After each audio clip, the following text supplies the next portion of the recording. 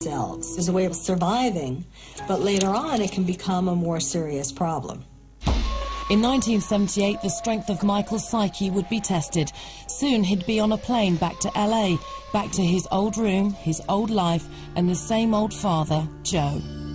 Well, a lot of people think I'm really, really mean.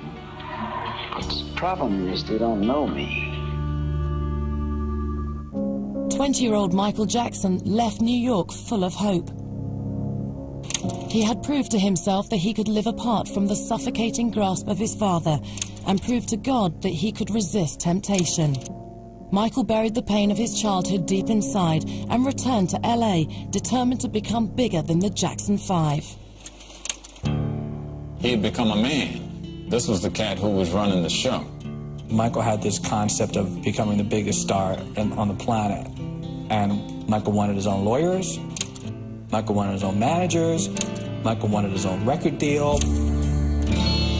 We're honoring Michael tonight for the phenomenal success he enjoys around the world. At Epic Records, Walter Yetnikoff convinced Michael that solo success was his best revenge against Joe. He once said to me, you know, I've accomplished a lot. And my father has never told me that he's proud of me. And I became daddy. And I said, come here, Michael, let me give you a hug. And let me tell you how proud everyone in the pop music field is of you. And the fact is, you are the #1 pop star in the entire world. By 1980, Michael's Off the Wall album had made him millions. He used his fortune to buy Havenhurst, the Jacksons' mansion. Joe got the cash, and Michael got to rebuild his childhood from scratch. When the son suddenly owns the house that the father is living in, things change a lot. This was the house that Off the Wall built. It was everything that Mike wanted in a house. If somebody had the means to recreate a childhood, you could create a childlike environment and be like a kid in a candy store. Does it really help that emptiness inside? Unfortunately, it does not. Michael's desperate vision included everything he never had in Gary, Indiana. And instead of being crammed into a triple bunk bed, he built his own wing. Oh man, what are you guys telling me you were shooting? I'll be right down. 1 sec, okay? It was always a lot of fun going up there, though, because you never knew what you're going to see. You never knew what, wacky Disney character was going to maybe meet you at the gate. If the first step in Michael's delusional spending spree was to create a dream version of 2300 Jackson Street, the next was to fill it with the playmates he was denied as a child. Cameraman Steve Howell took these rare home movies of Michael's new best friends.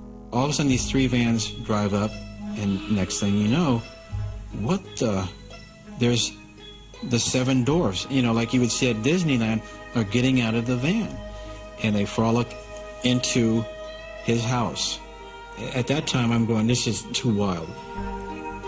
The water fountain that's in front of his house is actually his wishing well. So they all went out there and they were doing their little, wish. Michael always said, capture the magic. So I was capturing the magic on film. As a child, Michael shared pets with his siblings, but in his reinvented youth, Mike populated his suburban palace with a Noah's Ark all of his own. Everything went upscale, man. You went from having a regular old German Shepherd to having an exotic chimp hanging around the joint that wore clothes. Mr. Tibbs was the ram. Louis the llama. He's a charming, sweet animal. Say hi, Louis. Let him see your beautiful ears. You would see giraffes, and the neighbors were always very upset because it smelled bad up there. It did. It's not a zoo. It's somebody's home and encino. With his millions, Michael could finally buy Katherine Jackson the happiness he thought she deserved. So in 1984, he threw his mother the birthday party of her dreams. Don't look so sad. It's one of your favorite songs. I know it's hard.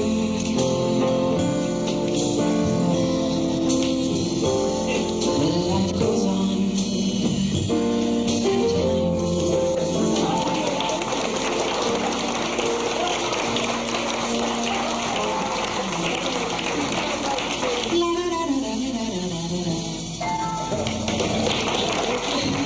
Although Michael's generosity was angelic, Catherine's party violated a Jehovah's Witness taboo. You're going, wait a minute, I thought that Jehovah's Witnesses never celebrated birthdays. That's absolutely stunning as far as I'm concerned.